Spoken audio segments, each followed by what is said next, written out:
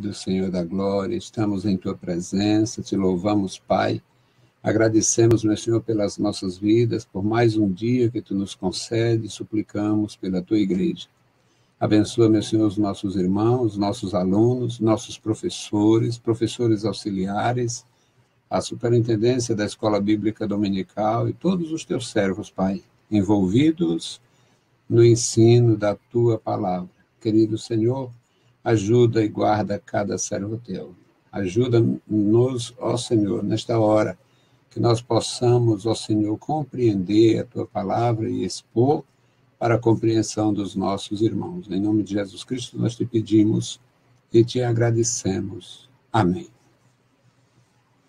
Saudamos a todos os nossos queridos irmãos com a paz de nosso Senhor Jesus Cristo. Voltamos para apresentar a EBD na web. Nós temos um compromisso, eu tenho um compromisso com o ensino. Eu assumi isto muito cedo. É muito bom para mim, porque desde que eu me converti, eu me envolvi na Escola Bíblica Dominical, já são 48 anos, e há 45 eu passei a cooperar. Fazem 45 anos que eu, mesmo com alguma limitação, com algum problema, estou sempre ajudando na Escola Bíblica Dominical. Já expus lições de próprio punho, já produzi muito material, muito texto, e com relação ao nosso material, também já escolhi, já fiz opções, já utilizei material de outras editoras, e porque o importante para nós são os temas, são na verdade, a exposição, a condição de instruir os novos irmãos. E isto é muito agradável. Eu me sinto muito bem, muito feliz. E, às vezes, o cansaço vem, né? Estamos aqui no terceiro expediente, mas não deixa de ser muito prazeroso. Lição número 10, 3 de dezembro, e o tema, o processo da salvação.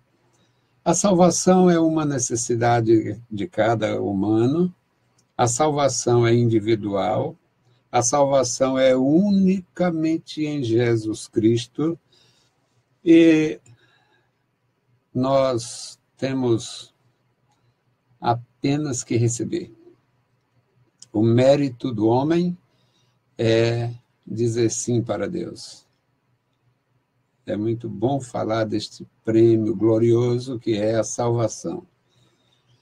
O textuário diz: Jesus respondeu, na verdade, te digo, que aquele que não nascer da água e do Espírito não pode entrar no reino de Deus. Evangelho de João, capítulo 3, versículo 5. Verdade prática. O processo bíblico da salvação se dá por meio da justificação, regeneração e santificação do ser humano. Há um conjunto de benefícios.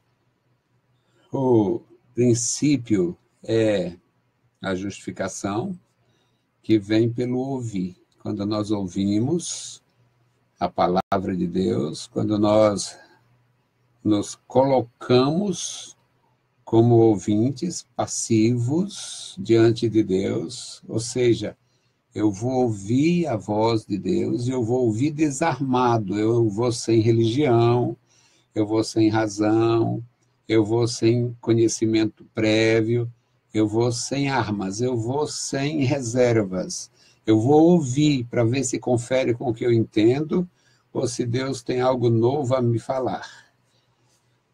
Este é o primeiro passo para alguém se quebrantar, quando ele vai falar com Deus sem levar uma banca, um tabuleiro. Eu tenho o meu tabuleiro da cultura, eu tenho o tabuleiro do conhecimento, eu tenho o tabuleiro da tradição. Está aqui meus tabuleiros, Deus. Esse aqui é bom, esse aqui eu não abro mão. Aí você não tem muito benefício. Mas quando você vai, Senhor, eu tenho alguma coisa, mas eu quero aprender contigo. É uma bênção. O texto bíblico, meus amados, é João 3, de 1 a 7, um texto absolutamente conhecido. Ele é pregado com muita frequência em nossas escolas, pregações públicas. É um texto riquíssimo, muito importante, porque foi o diálogo de dois mestres, Jesus Cristo, o mestre sem academia, e Nicodemos, um mestre acadêmico. Muito importante esse texto. Jesus era um mestre surgindo do povo. Ele veio do céu, era cheio da graça, era o Filho de Deus, mas, humanamente falando, para a cultura de Israel, para a sua geração, Jesus era simplesmente um carpinteiro, que teve um pai carpinteiro, que tinha uma mãe sacrificada, pobre, que tinha irmãos que não entendiam a sua missão, a sua pessoa, a sua condição. E esse diálogo é riquíssimo. Dois mestres, um acadêmico e o outro celestial. João 3, 1 a 7. E havia entre os fariseus um homem chamado Nicodemos, príncipe dos judeus. Este foi ter de noite com Jesus e disse-lhe: Rabi, bem sabemos que és mestre vindo de Deus, porque ninguém pode fazer estes sinais que tu fazes se Deus não for com ele. Jesus respondeu e disse-lhe: na verdade, eu te digo que aquele que não nascer de novo não pode ver o reino de Deus. Disse-lhe Nicodemos: como pode um homem nascer sendo velho? Porventura pode tornar a entrar no ventre de sua mãe e nascer? Jesus respondeu: na verdade te digo que aquele que não nascer da água e do Espírito não pode entrar no reino de Deus. O que é nascido da carne é carne, e o que é nascido do Espírito é Espírito. Não te maravilhes de te ter dito: necessário vos é nascer de novo. Bendito Deus, querido Senhor, nós te louvamos, Pai, pela palavra, pelo novo nascimento, pela experiência. Te louvamos, meu Senhor, pela igreja, pelos nossos irmãos que ensinam, que aprendem, que têm a necessidade, reconhecem a necessidade de aprender. Aprender na tua santa palavra, aprender na tua casa, aprender de ti, Senhor, para crescer e para se fortalecer, Senhor, sem ameaças, sem tropeços. Querido Senhor, abençoa e guarda cada um dos meus irmãos. No maravilhoso nome de Jesus te pedimos e te agradecemos. Amém. Meus queridos irmãos, esta lição é rica em todos os sentidos. O tema do mais profundo interesse, a salvação. Jesus Cristo, como mestre, ele enfatizou este tema. Num determinado momento, ele disse: o que adianta, o que aproveitaria o homem ganhar o mundo inteiro e perder a sua alma? Na verdade, não adianta nada, porque todas as outras coisas são passageiras. As atribuições humanas, as conquistas humanas, todas as coisas são passageiras. A salvação é eterna. E diferente da salvação eterna, existe a outra, em contrapartida, que é a condenação eterna. Ou seja, o homem é um ser eterno. Ou eu vou viver eternamente com Deus, no seu reino de glória, ou eternamente separado de Deus, no reino das trevas, com o príncipe das trevas, que é Satanás. Só tem essas duas saídas, só tem esses dois destinos, só tem esses dois paradeiros. Ou paramos, ou vamos parar ao lado do Senhor, ou então nós vamos estar lá longe do Senhor. Só há esta condição. Não existe nada, não existe alternativa, não existe recurso, não existe nada diferente destas duas destinações humanas. Ou o reino de glória com o Senhor, Deus Todo-Poderoso, ou longe dele. Só existe esta condição. Ou com o nosso Deus, ou eternamente separado dele. Então, essa lição se reveste de importância.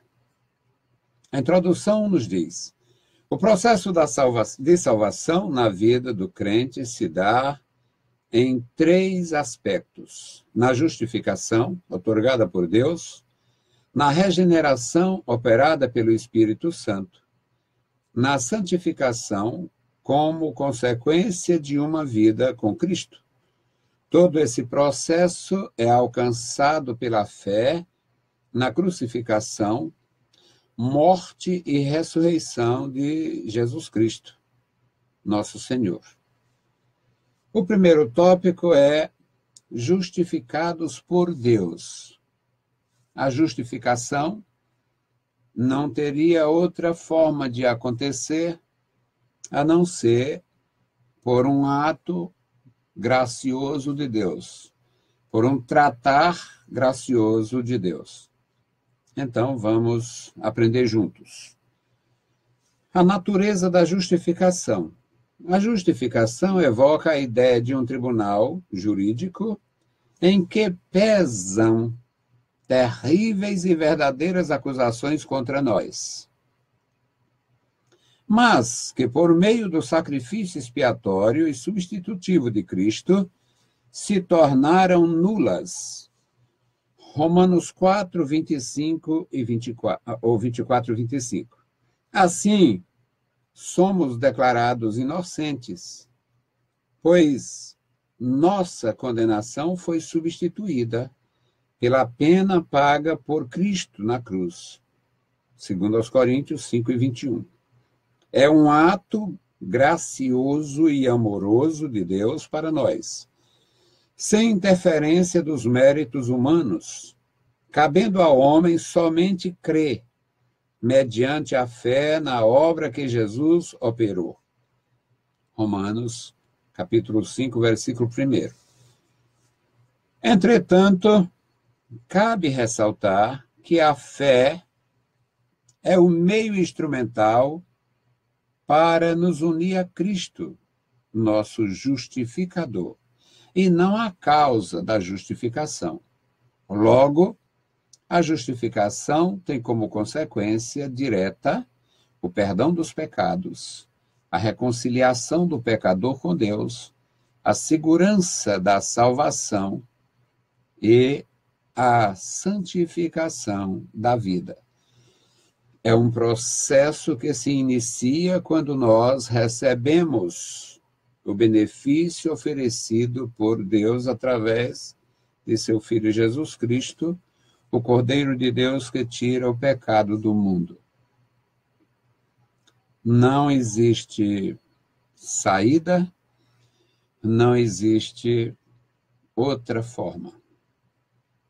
Os homens criam, divulgam, escrevem, produzem muita coisa interessante. Não seríamos insensatos ao ponto de negar a capacidade, a habilidade e a criatividade dos homens. Tem homens muito produtivos e produzem coisas muito positivas. Louvo a Deus pelos homens na minha igreja e de outras que têm sido verdadeiros instrumentos nas mãos de Deus. Mas ninguém, em época nenhuma, em nenhuma condição, descobriu ou descobrirá outra forma do homem ser justificado a não ser pelo sacrifício que Jesus Cristo ofereceu, em definitivo, portanto, uma vez por todo, e disponibilizou para você, para nós, para cada ser humano. O sacrifício de Jesus, ele é ad eternum. Ele tem alcance para toda a humanidade. Ele tem aplicação pregressa para todas as gerações antes da geração em que Jesus Cristo experimentou a nossa experiência humana. E ele se aplica poderosamente a todas as gerações posteriores a nosso Senhor Jesus Cristo até a consumação da história. Portanto, é perfeita a oferta de Deus, é perfeita a sua utilização por quem tem fé. O item 2 fala da necessidade de justificação. A necessidade da justificação é para que nos encontremos justos e santos diante de Deus, a fim de que sejamos participantes das bênçãos da salvação e para que o diabo não acuse o crente dos pecados que Cristo perdoou. O diabo, ele é audacioso. Ele tentou o próprio Senhor Jesus e ele não sossega, ele ainda pode acusar você por pecados que você praticou no passado. Você que fez despachos, você que se prostituiu, você que era idólatra, você que traiu a mulher, o marido, você que foi rebelde contra seu pai e sua mãe, você que deixou o filho morrer ou que matou um filho no ventre. Você pode ser acusado, acusada pelo diabo a qualquer momento. O diabo está no papel dele. Eu não sou advogado do diabo, mas reconheço que o papel dele é fazer miséria, é fazer o mal. O diabo está no papel dele quando ele acusa você, quando ele faz você sofrer, quando ele ofende você. Acontece que faz parte da sua maldade, mas o pecado que nós cometemos antes de conhecer nosso Senhor Jesus Cristo, Jesus pagou por nós.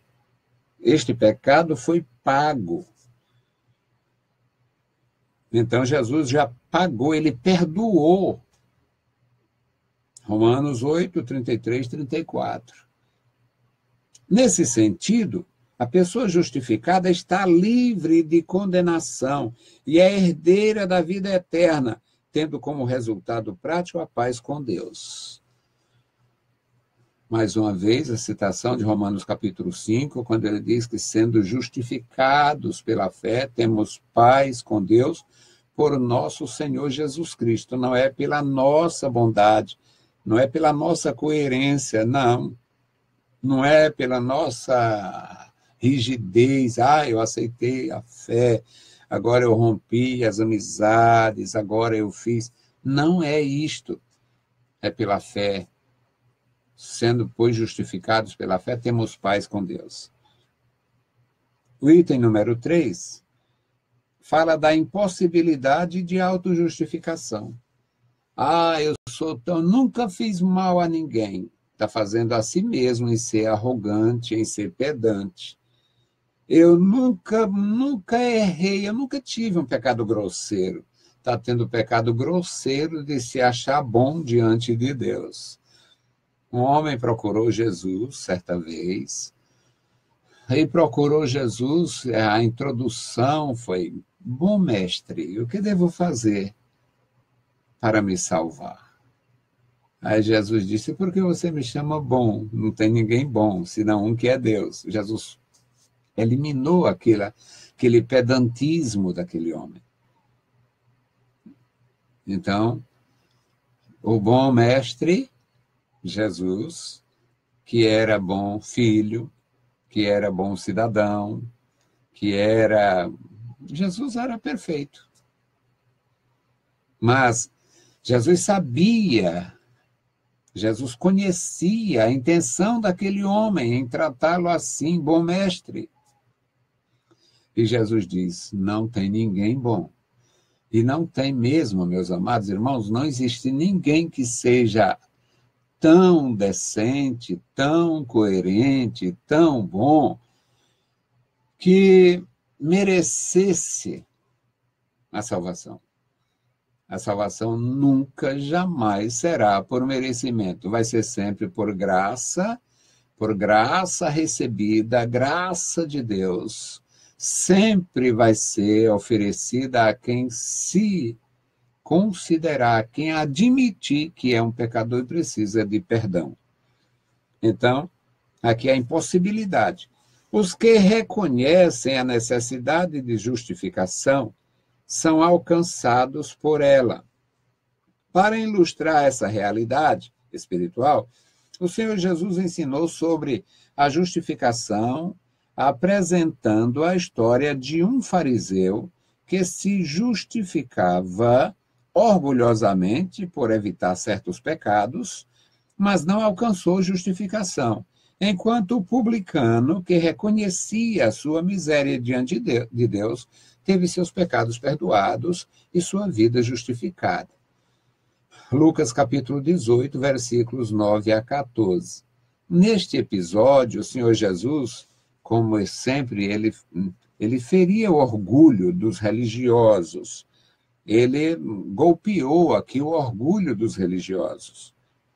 Os fariseus, eles eram incansáveis inimigos de Jesus, mas eles eram insistentes. Jesus estava num lugar, estava lá uma fileira de fariseus, uma cadeira lá, colocada lá, uma bancada com fariseus. Bom, e Jesus formulou este ensino. 2 homens subiram ao templo, eles foram juntos ao templo para a oração.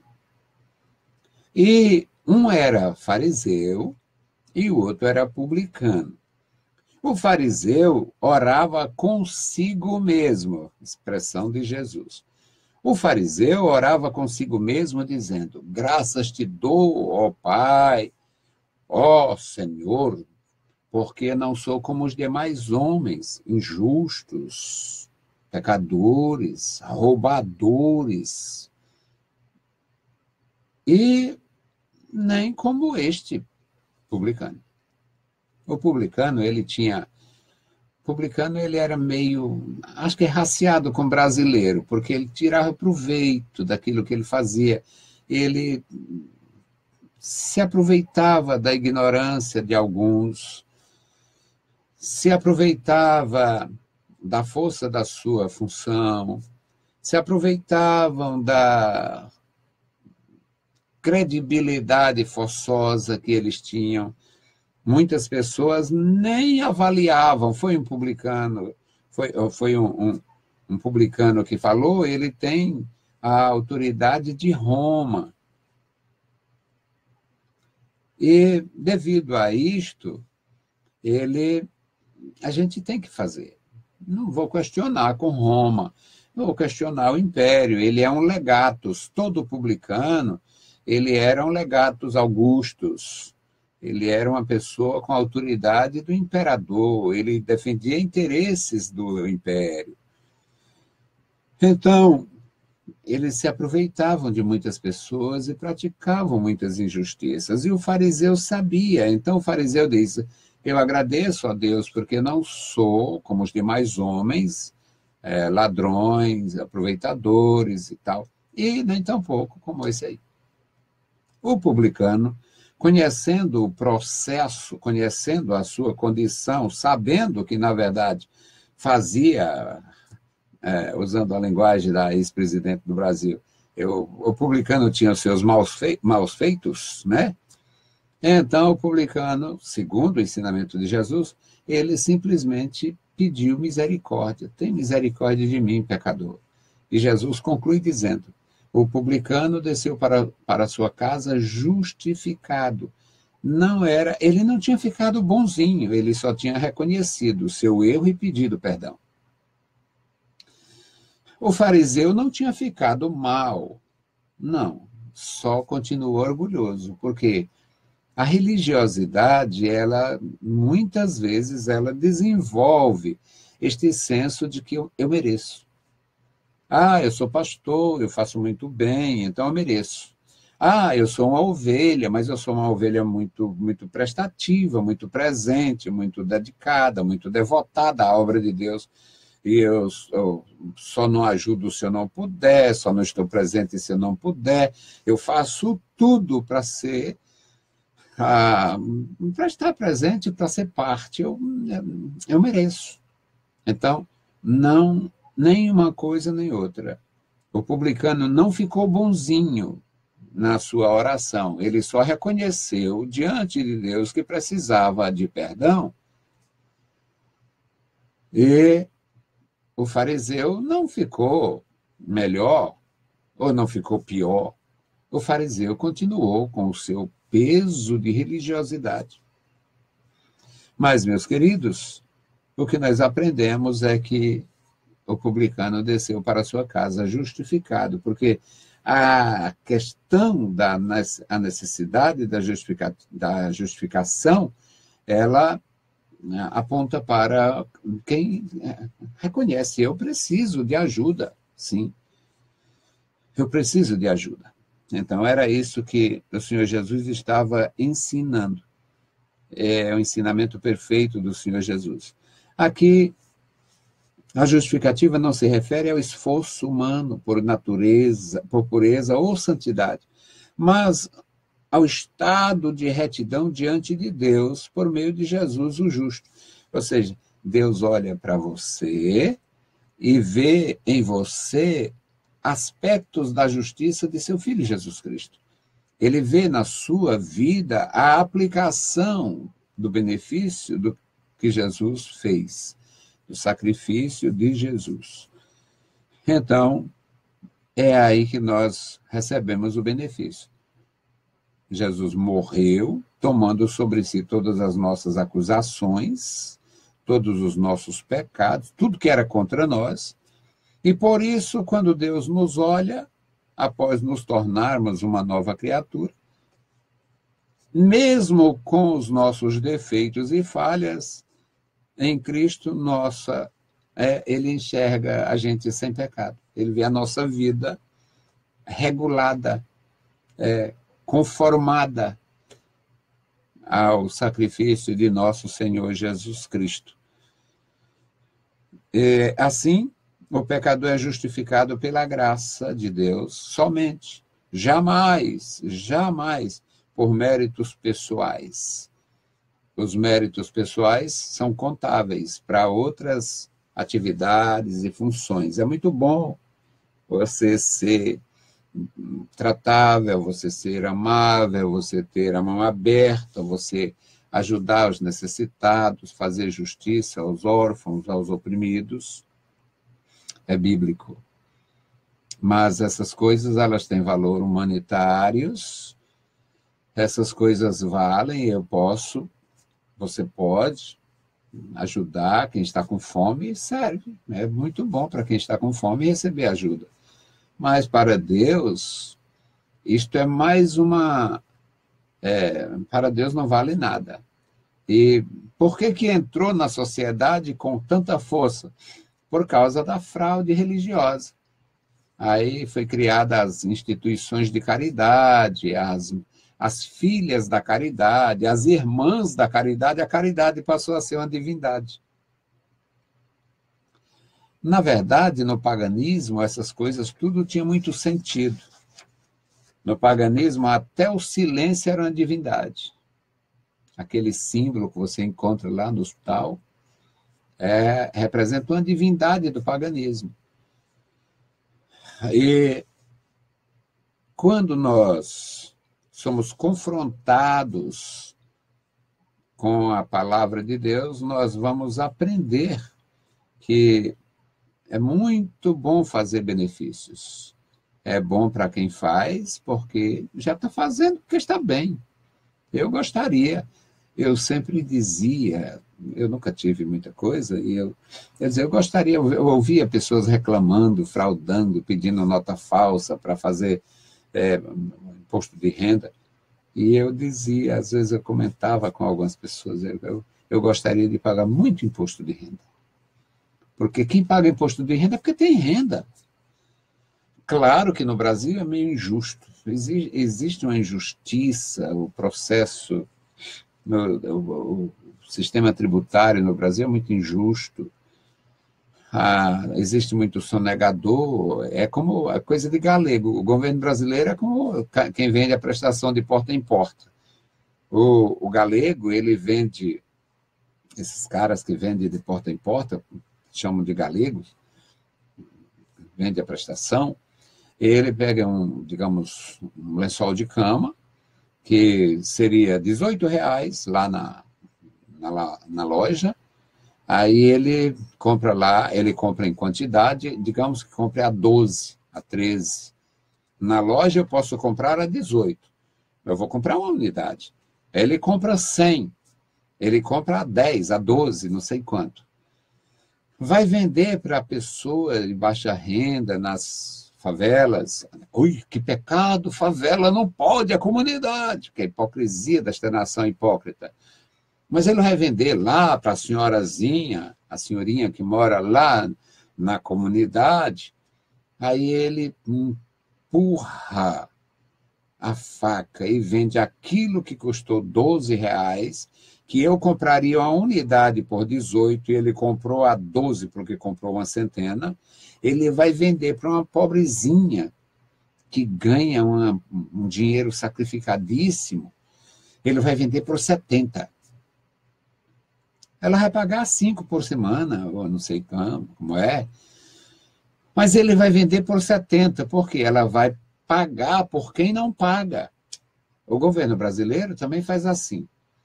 Mas os publicanos cobravam assim. E nós temos... Mas eu gostaria de pagar imposto, porque quem paga imposto é porque tem recurso, tem renda. Agora, os publicanos, eles roubavam. Mas a justificação, ela não pergunta, e você roubou quanto? Você matou quantos? Você traiu tantas vezes? Quantas vezes? Você fez... Não. Para ser justificados pela fé, é receber o benefício de nosso Senhor Jesus Cristo e não ser exposto. Não vai haver uma sindicância divina para saber se o sujeito pode ou não pode entrar na fila da justificação. Então, é muito bom aprender, meus irmãos. É muito bom. O segundo tópico é regenerados pelo Espírito Santo. A regeneração faz parte do próximo. Primeiro, a justificação, que é o ato de atribuição da justiça de Cristo ao pecador que creu. Isso é a justificação. Neste processo, Deus atribui a um pecador quebrantado, que escutou e creu, o benefício do sacrifício de Jesus. No segundo passo, vem a mudança interior, mudança de compreensão, mudança de comportamento, mudança de perspectiva. É a regeneração operada pelo Espírito Santo. A natureza da regeneração é o tema, primeiro item do segundo tópico. A regeneração é a ação divina de criar um novo homem, dando-lhe um novo coração, transformando-o em uma nova criação, uma nova criatura. A primeira citação, segundo aos Coríntios, capítulo 5, versículo 17. Na nossa revista, publicada pela CPAD, saiu um erro gráfico. Aqui está segundo Crônica, mas de fato é segundo aos Coríntios. E neste processo, o homem se torna filho de Deus. Evangelho de João, capítulo 1, versículos 12 e 13. Fazendo passar da morte para a vida. Evangelho de João, capítulo 5, versículo 24. Ensinamento de nosso Senhor Jesus Cristo. Aqui é importante distinguir a regeneração da conversão. Porque a conversão é um rendimento. Eu me rendo, eu me converto, eu me rendo, eu admito que preciso mudar. Converter aquele casca grossa numa pessoa maleável, principalmente quando ele era endurecido para com Deus e agora quebrantado diante de Deus. Então, é um processo. A conversão, é uma resposta humana. É uma resposta humana na conversão. Eu escuto a pregação, eu escuto a mensagem e há nela uma exortação. Arrependei-vos e convertei-vos. Jesus usou, João usou, todos os pregadores usam. Pregadores da palavra, pregadores de rosas estão evitando a qualquer custo falar de pecado, falar de conversão, falar de inferno e falar de céu também. Eles estão evitando ao máximo, porque estão preparando pessoas para viver arrogantemente uma vida curta, miseravelmente vaidosa e, muitas vezes, apenas social, uma vida social. Vida de rede social, eu estou nas redes sociais. Nas redes sociais é uma grandeza. Outro dia eu vi uma postagem, eu queria que os crentes... como foi? É mais ou menos assim, eu queria que as pessoas na minha igreja fossem todas felizes como são nas redes sociais. Porque na igreja é pouca comunicação e tal. Nas redes sociais é tanto beijo, é tanta coisa, parece muita falsidade naquilo. Agora, o que nós precisamos, de fato, é entender que a conversão é um processo que depende da resposta humana. Eu ouvi a pregação e eu atendi, eu entendi. Vinde vocês que estão separados de Deus. Bom, eu estou separado de Deus, então é para mim. Eu venho, eu quero. Um processo que tem uma resposta humana. A regeneração, no processo da salvação, é voltar-se inteiramente para Deus, enquanto ele realiza um milagre, uma transformação. Diz aqui o texto, o comentário, que é um milagre operado por Deus na natureza humana, um fenômeno incompreensivelmente natural. O apóstolo Paulo diz que o homem natural não entende, ele diz, 1 aos Coríntios, no capítulo 2, que o homem natural não entende.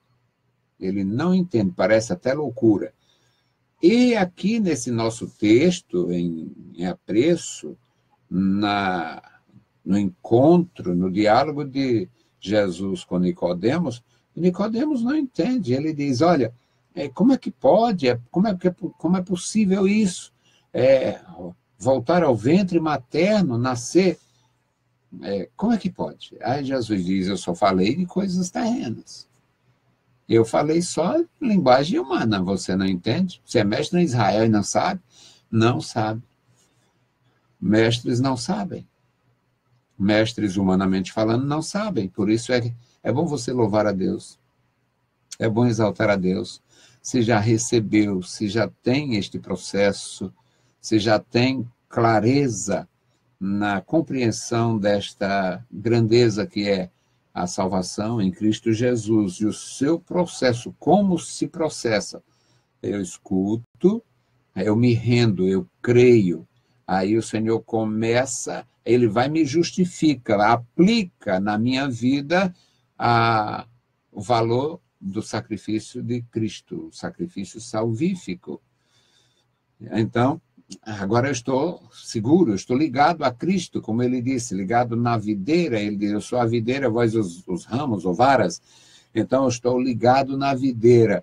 Enquanto esta ligação se processa de uma forma misteriosa e poderosa, o Espírito Santo atua e faz a regeneração, promove a regeneração. E, agora, convertido, portanto, vinculado a nosso Senhor Jesus Cristo, e com a mente mudada, a compreensão das coisas estão se encaixando. Eu agora vejo aquelas aptidões que o mundo, aquelas coisas que o mundo propaga, faz a sua embalagem especial para iludir, eu vou, isso aí não é mais para mim não, porque agora eu tenho uma aliança com Jesus. E o que ocorre é que nós passamos a negar a nós mesmos, cumprindo uma das coisas que Jesus disse. Quer ser meu discípulo? Renuncie a si mesmo. Negue-se a si mesmo. Tome a sua cruz e siga-me. Então, há um processo. Nesse processo, há um desenvolvimento extraordinariamente sintonizado com a vontade de Deus. Nós ouvimos e nos rendemos. Agora, aceitamos e Deus começa a agir. Primeiro, uma aplicação da justiça de Cristo em nós, sem justiça nenhuma. O processo da regeneração pelo Espírito Santo para mudar a nossa mente, que não parecia ser agradável a ninguém, e nós passamos a viver em novidade de vida, evitando companhias indignas, evitando práticas indignas, evitando linguagem indigna, e nos tornamos, então, separados para o Senhor, ou seja, a santidade, a santificação. Santificação não tem nada a ver com aquele processo de hipocrisia, que o sujeito fica indiferente, independente e tal, e trancado lá, trancafiado, enclausurado, tem nada a ver. Clausura não é lugar de santificação. Na grande maioria dos casos, na clausura havia muita prostituição, muita contaminação. Sem comentários.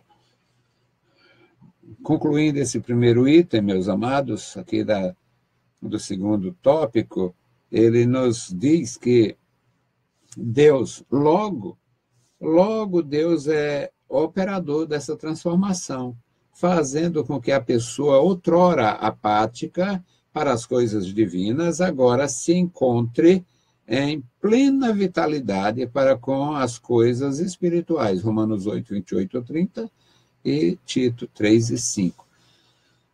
Uma mudança, mudou as aptidões, mudou a compreensão, mudou as perspectivas, mudou também as atividades. Eu ia quando acontecia e agora eu vou porque eu tenho interesses, eu tenho prazer, eu defendo os interesses de meu Senhor na sua congregação. Eu quero estar presente, eu quero ver, eu quero ajudar, eu quero fazer, eu quero ser parte daquilo que é tão importante dentro desse novo contexto de compreensão por causa da conversão realizada, a transformação realizada.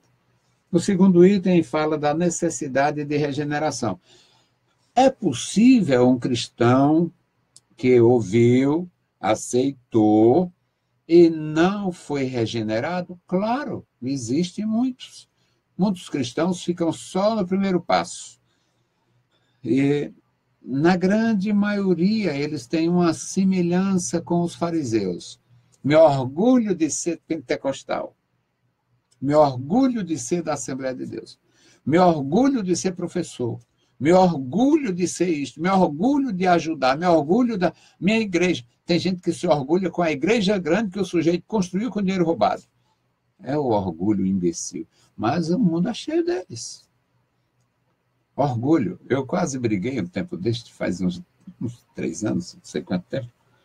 Um sujeito, eu estava no comércio, e o sujeito está ali falando, mostrando, dizendo lá para o dono do comércio, que era um conhecido meu, falando das virtudes de uma organização criminosa que tem uma rádio, que tem uma... Aliás, tem 1000 rádios, tem 1000 televisões, tem 1000 templos de Salomões, tem 1000 misérias.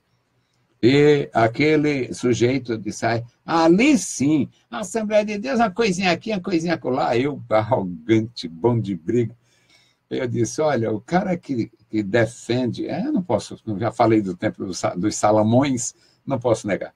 Eu digo, olha, o sujeito que defende a Universal em detrimento da Assembleia de Deus como igreja no Brasil, só tem duas formas, duas maneiras para isso acontecer.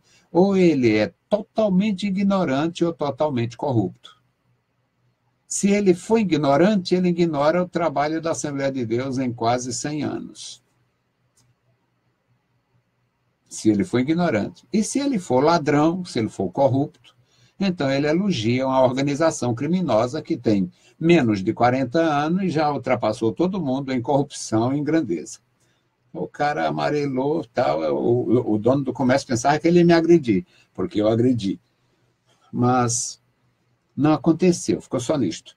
Acontece que nós, muitas vezes, podemos nos arrogar, o cara se orgulhando, o infeliz, se orgulhando por causa do crescimento da organização criminosa que faz a fogueira dos demônios, que faz todo aquele processo maligno para enganar pessoas e roubar o que as pessoas têm, tomar delas ali na marra em nome de seus demônios, porque lá, deixa para lá. Mas é muito séria a coisa. Então, às vezes nós temos orgulhos que não valem. Eu não me orgulho de nada. Eu tenho muito prazer em fazer parte da minha igreja e nunca tive necessidade de sair.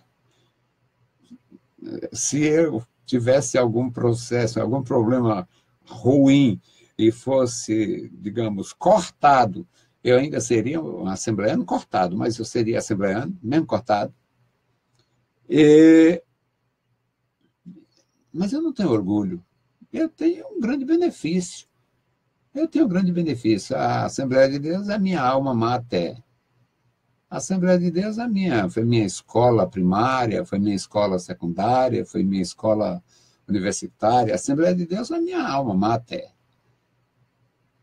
E devido a isto, eu tenho um serviço prestado, um benefício grande, amigos, muita gente. Bom, é meu lugar.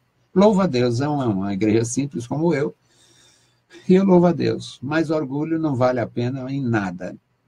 E muito menos quando o orgulho é com coisa dos outros. A igreja grande, a coisa grande, sei lá, vai para lá. É tão bom ser pequeno, é tão bom estar com os pés no chão, estar ali sentindo. Eu estou sentindo, eu sinto sempre terra nos pés, eu estou firmado no chão. Então é muito bom.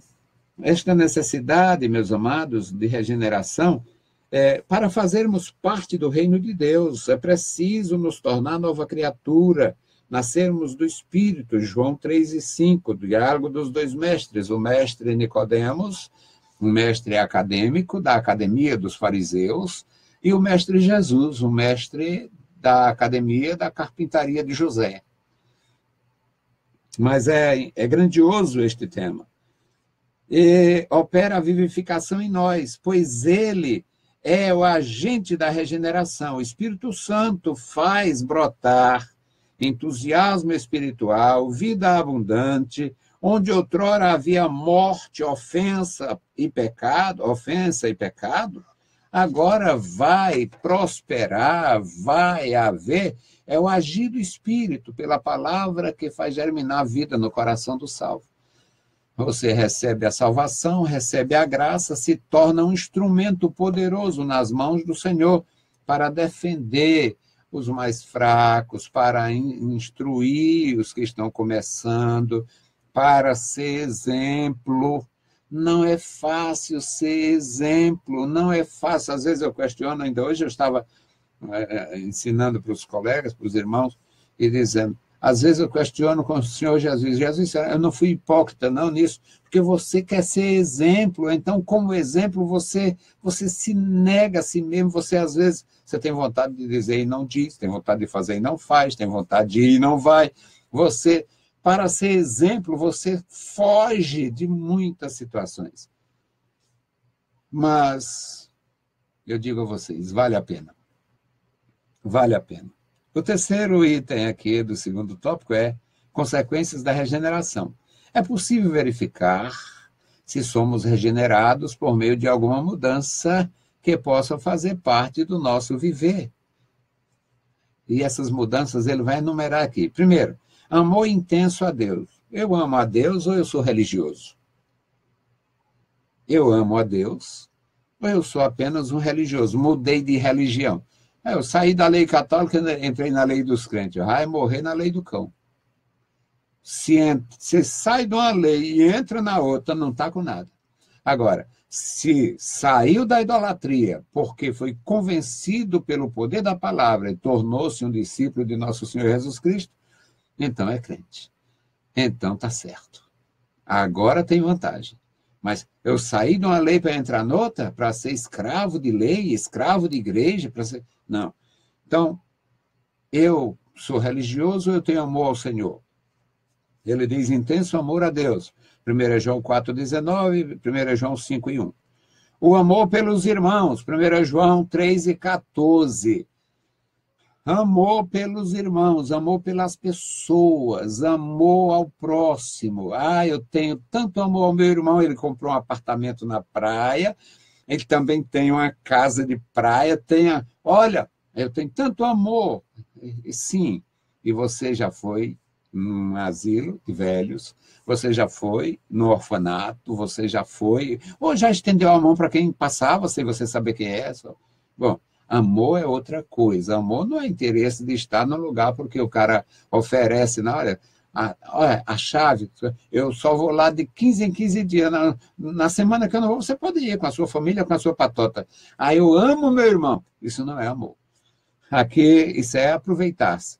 E o que ele diz aqui, que é amor pela palavra de Deus, amor pelas almas perdidas. Eu estou muito bem obrigado, me orgulho de ser crente, de ser protestante, de estar na igreja, na lei dos crentes. E os outros emburacando para o inferno, no despenhadeiro dos porcos, lá do processo do Gadareno, para cair no abismo da devoção maligna. Eu lendo sobre as canonizações, os processos do senhor Francisco Argentino, os santos mais novos da história vai ser aqueles dos 100 anos de mentira da aparição de Fátima. Francisco, Lúcia e Jacinto. Jacinto? Parece. Jacinta? Não sei. Bom, os santos mais novos, santa ilusão, santa maldição, e você não fala de Jesus. Mas o irmão também não precisa ser assim, é muito grosseiro. Não é grosseiro, é verdadeiro. Não existe santo naquilo, existe demônio, existe mentira, existe fraude. Enquanto milhões estão indo para o inferno todos os dias, o crente está lá quebrando caranguejo. Porrada no caranguejo. Quer nem saber quantos vão para o inferno ainda hoje. Cadê o amor? Amor pelas almas perdidas. Então, meus queridos, são coisas assim que faz a gente pensar se é crente ou não. O testemunho interior do Espírito Santo atestando nossa filiação ao Pai. O Espírito de Deus testifica com o meu espírito que eu sou filho de Deus. Não posso ficar indiferente a quem morre, a mim, ao meu lado. Claro há outra coisa importante aqui, importantíssima, de uma importância fundamental, algo extremamente importante. O intenso interesse pela prática da justiça. É terrível contemplar a injustiça, ver o mal se multiplicando, a injustiça crescendo em todos os aspectos. É terrível, isso fere a alma menos sensível de um crente em Jesus. Imagina as mais sensíveis. Então, interesse pela prática da justiça. Está lá no ensinamento de nosso Senhor Jesus Cristo, Mateus capítulo 5. Bem-aventurados que têm fome e sede de justiça. Bem-aventurada, é uma bem-aventurança, é um estado de graça. Quem tem fome de justiça, sede de justiça, quem faz alguma coisa para promover a justiça e combater a injustiça. Isto é profundo, esse interesse pela justiça. Claro que não somos perfeitos e que muitas vezes nos deparamos com a impossibilidade de manifestar essa mudança o tempo todo. No dia que eu estava lá nesse comércio, eu digo que só tem duas formas do sujeito defender a igreja do bispo e ofender a Assembleia de Deus, ou ele sendo muito ignorante ou completamente corrupto. O cara saiu de perto, olhou assim, que doido é esse? E foi embora. Porque, na verdade, tem horas que a gente perde, precisa ter muito cuidado. Segurar aqui, o cercadinho aqui, porque tem um bicho chamado língua que ele sai, e o Tiago, escritor, irmão do senhor, dizia que é como uma faísca, uma pequena coisa, uma faísca incendeia um bosque. Então, a gente precisa deste policiamento, se policiar, se autocontrolar. E, às vezes, falha na gente, não dá para mostrar essa mudança, esse temperamento o tempo todo. Mas, substancialmente, essas virtudes estão presentes na regeneração da pessoa. Amor pelo próximo, amor pelo Senhor, amor pela sua palavra, sede de justiça, fome de justiça, desejo de ser mais humano, mais digno, mais presente, mais gente. E isso é maravilhoso. O nosso terceiro tópico, meus amados irmãos, é santificados em Cristo. Homem nenhum alcançaria a santidade para se sentir bem com Deus. Os profetas tinham esta compreensão, e o profeta diz que a nossa justiça, a justiça humana diante de Deus, era como a roupa de um peregrino, a roupa de um mendigo. Aqueles homens que dormem na rua, ou sem teto, sem terra, sem casa, sem banho, sem nada, ele veste uma roupa que recebe de graça lá, ele vestiu a roupa, digamos, era clara, era azul, era branca, e ele vestiu, já está com 1 mês, está com 2, está com 3, ninguém sabe mais que cor era, fede muito, quando molha fede mais, fede mais no sentido, não é a fé, o fedor, o fedor é maior ainda. E o resultado é que a justiça humana diante de Deus, o profeta Isaías compara com a roupa daquele indivíduo que dorme na calçada, que dorme na coxia. Roupa imunda, senta no chão, senta em cima de lama, senta em cima de fezes, senta em qualquer lugar, dorme em qualquer lugar. E a minha justiça, a tua justiça, a justiça de um papa desse aí, a justiça de um pastor grandão aí, mentiroso, enrolando as pessoas e construindo megas estádios para si orgulhar e ir para o inferno com as asas do orgulho, é igualzinho à roupa de um desgraçado que dorme no chão molhado, que vestiu a roupa branca e ela já está, ninguém sabe de que cor, porque não dá para saber qual era a cor quando ele vestiu. Pois essa é a comparação que o profeta faz. A justiça do Freire, a justiça do professor Freire, a tua justiça, a justiça da tua mãe, a justiça da freira, a justiça do pastor, da mulher dele, de quem quer que seja. A justiça humana diante de Deus é só uma roupa imunda.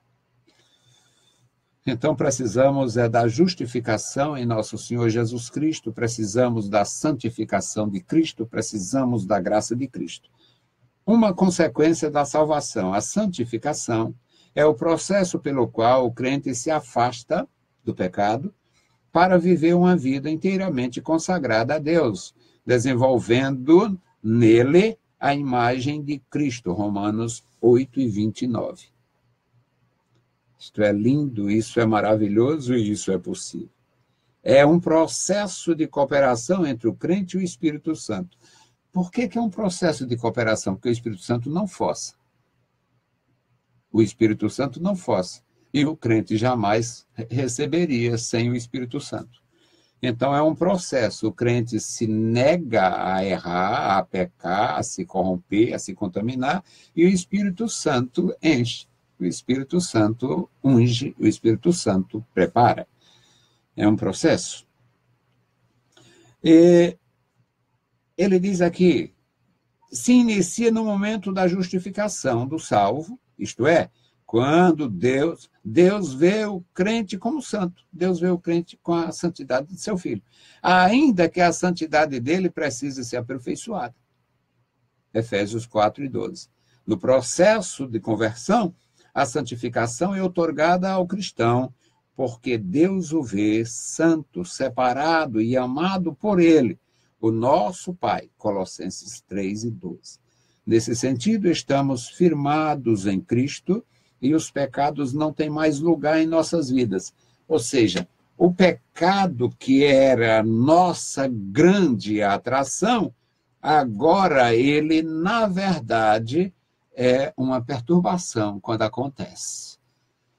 O sujeito vivia todo o tempo bebendo, fumando, se divertindo e tinha uma sede em se realizar com determinada pessoa. Aí ele passa um tempo na presença de Deus, neste período ele cresce, ele recebe a graça e tal. Quando é num certo dia, numa certa situação, ele se descuida e termina tendo a oportunidade que ele buscava quando não tinha Cristo, e ele vai aproveitar aquela sede, ele vai matar a sede com aquela pessoa que ele tinha sentimentos. Quando esta coisa acontece, ele se levanta dali, podendo se levantar como um herói, ele se senta como uma coisa imunda. No lugar de se sentir um herói realizado, porque aquilo que era o seu forte outrora agora foi conseguido, ele sai dali como um miserável. A sua alegria se torna em tristeza, o seu prazer vai ser uma tremenda frustração, e se ele cuidar logo, ele tem só uma vergonha para administrar. Se ele não cuidar logo, ele vai definhando moralmente e espiritualmente até a queda total. E só a misericórdia. Mas cadê o prazer de errar? Porque houve um processo, houve uma atuação do Espírito Santo em sua vida, e aquilo que era prazeroso agora lhe perturba. Pela ação de Deus na sua vida. É um processo. A santificação é outorgada ao cristão porque Deus o vê separado e amado por ele, nosso Pai. Nesse sentido, estamos firmados em Cristo, e o pecado não tem mais aquela força que tinha, aquele domínio que tinha, aquela atração que tinha em nossa vida, no nosso viver. O segundo item do terceiro tópico é um esforço pessoal. Agora é preciso. Se eu não fizesse, é onde entra Jesus. Quer ser meu discípulo? Tome a sua cruz. Quer ser meu discípulo? Negue-se a si mesmo. Não se pode servir a dois senhores, dizia o Senhor Jesus. Ninguém pode servir a dois senhores. Mas, Senhor, deixa eu enterrar meu pai. Não dá para servir a Deus e atender as coisas. Deixa os mortos enterrar os mortos. Mas será? O homem estava morto? Não, aquele homem estava dizendo a Jesus que não podia segui-lo, só quando o pai dele morresse.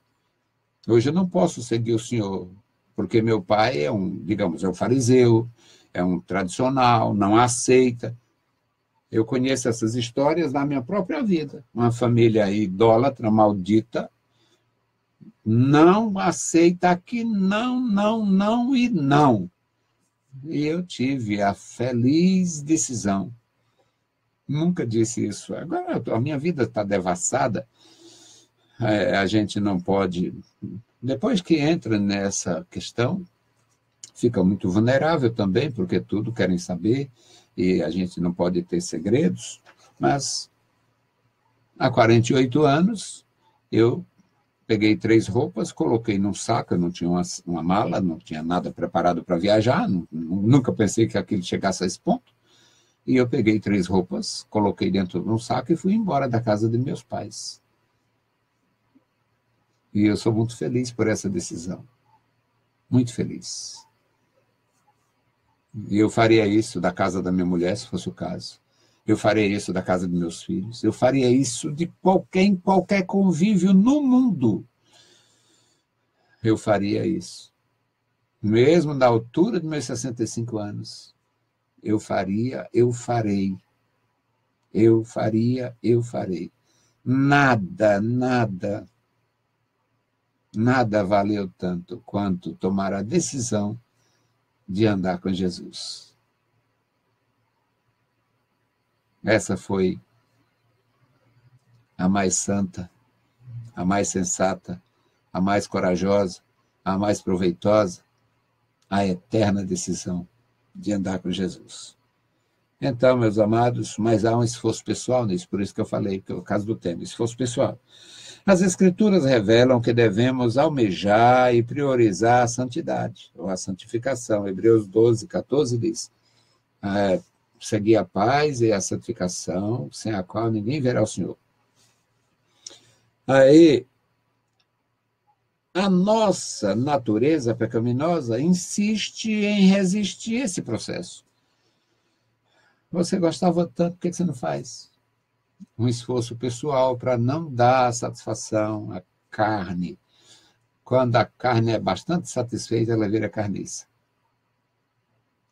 Ô ditado triste, ô coisa triste, tão grosseira. Não fique triste, não se abixornes, não se preocupe, é isso mesmo. Se você cuidar da tua carne com o cuidado que ela requer, você vai virar uma carcaça humana. Não é só você. Eu também, qualquer pessoa em qualquer idade.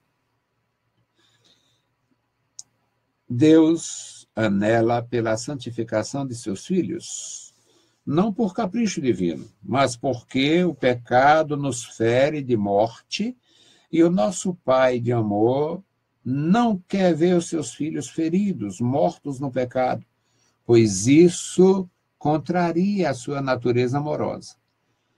Assim, para sarar a ferida do pecado, ele enviou seu Filho para nos libertar do pecado, a fim de vivermos uma vida santa, uma vida nova, andar em novidade de vida. Foi Deus quem fez isto, e ele fez porque ele ama, ele amou o mundo de tal maneira que deu seu Filho. No terceiro e último item, meus amados, aqui nós temos o desafio de ser santo. Mas ser santo, a palavra santo já assusta. Primeiro, leva para o solo da impossibilidade. E as pessoas dizem, não sou santo não, está pensando que sou santo. O que é ser santo? Santo em hebraico é kadosh, e significa separado. É kadosh, separar. Santo em grego é hagios, e significa separar. E, portanto, o processo da santificação, ele requer uma separação daquilo que nos era comum. O sujeito, um amigo que eu tenho, um caro amigo que eu tenho, ele vivia noite e dia em casas de jogos. Ele era jogador, gostava de jogar. Ficava 2, 3 dias jogando com homens naquele negócio lá, aquelas casas de baralhos. Aí o Senhor Jesus entrou na sua vida, o salvou de uma forma maravilhosa, e hoje ele é um ministro, ele investe tempo, investe dinheiro, ele faz tudo para servir a Deus. E aquele homem, para ele seria uma desgraça grande ele hoje voltar a uma casa de baralhos. Porque ele está santificado para a obra de Deus. Aquilo que era tão importante para ele hoje seria algo destruidor, destrutivo. Então, meus irmãos, aqui nós temos este desafio da santificação. Às vezes achamos que podemos ser continuamente bons e santos. 1 João 1:10. Na verdade, a nossa meta deve ser essa, mas não podemos deixar de reconhecer que somos simultaneamente justos e pecadores. Enquanto nós praticamos a justiça, nós somos justos. Mas quando nós falhamos no tratar com o próximo, quando nós falhamos na nossa atribuição social, com as coisas corretas da vida, em relação à vida de um cidadão, quando nós entramos em conflito com a ética, nós nos sentimos fora da lei, nos sentimos fragilizados. Portanto, nós não podemos esquecer que nós somos, ao mesmo tempo, simultaneamente justos e pecadores. Ou seja, em Cristo, Deus nos vê absolutamente santos. No entanto, em relação à nossa natureza inclinada ao pecado, nossa santificação sofre reveses. O apóstolo Paulo, no capítulo 7 de Romanos, ele diz: o que eu quero fazer, eu não faço. Os perversos aí da carteirinha, a defesa aí do gênero da prostituição, dizem que Paulo tinha a sexualidade não resolvida, é coisa desses filhos de Satanás. Paulo não está falando de prostituição, Paulo não está falando de sexo, está falando de mulher, está falando de homem, Paulo está falando de natureza decaída, natureza propensa ao pecado. Paulo está falando de conflito, e o conflito de Paulo é o conflito de todo mundo. Eu quero fazer o bem, mas eu não consigo o tempo todo. Eu gostaria de acreditar nas pessoas, mas eu já fui enrolado, já fui traído, já mentiram, já me enganaram. Eu gostaria de acreditar nas pessoas na igreja, mas tem gente que está na igreja, mas ainda não sabe o que é a regeneração. Então, é necessário a gente se conscientizar de que nós estamos servindo a Deus, não num estado de santidade, mas na vida humana. Nós estamos sujeitos, portanto, precisamos vigiar, precisamos orar, precisamos nos cuidar. E ele diz que Deus nos vê absolutamente santos, porque ele vê Cristo em nós. No entanto, em relação à nossa natureza inclinada ao pecado, nossa santificação sofre reveses. Por isso, é exigido um esforço pessoal e dependência contínua do Espírito Santo para sermos santos. O Espírito Santo é quem faz. Portanto, os passos, esse processo maravilhoso é ouvir a palavra de Deus, responder afirmativamente pela fé, e começa o processo. Nosso Deus aplica a justiça de Cristo à nossa vida. Nós somos justificados. Na condição de justificados, passamos a buscar a presença de Deus, e o Espírito Santo faz a transformação no nosso interior. E quando nós, conscientes da presença de Deus na nossa vida, das mudanças já acontecidas pelo poder do Espírito Santo, aquilo que primeiro impossível Deus realizou, então vem um esforço pessoal para não desagradar o Senhor, para não ofender o Espírito Santo, para não pisar o Filho de Deus. E isto é o processo da salvação. Que Deus abençoe os meus irmãos, que Deus abençoe a sua igreja, que cada um de nós possamos, de alguma forma, crescer e ajudar quem está na fase de crescimento. A conclusão é esta: convém que os crentes, como pessoas justificadas, regeneradas e santificadas, demonstrem ao mundo perdido, por meio das consequências positivas que esse processo de salvação traz sobre nossa vida, que somente Jesus pode salvar e transformar o pecador. Quando nós levamos a palavra de Deus e a nossa conduta ajuda na exposição que fazemos, é muito melhor. Deus abençoe vocês. Orem por mim no nome de Jesus. Nós voltaremos, se Deus quiser, na próxima semana. Bendito Deus, Pai querido, Senhor da glória, estamos em tua santa presença. Obrigado pelos meus irmãos, obrigado pela tua igreja, obrigado pela nossa congregação. Abençoa, meu Senhor, os nossos alunos, nossos professores, abençoa nossa superintendência, abençoa, meu Senhor, os teus filhos e filhas, consagrados e dedicados ao ensino da palavra. Amado Senhor, opera no nosso viver. Nós te pedimos, Pai, e te agradecemos tudo no santo e maravilhoso nome de Jesus.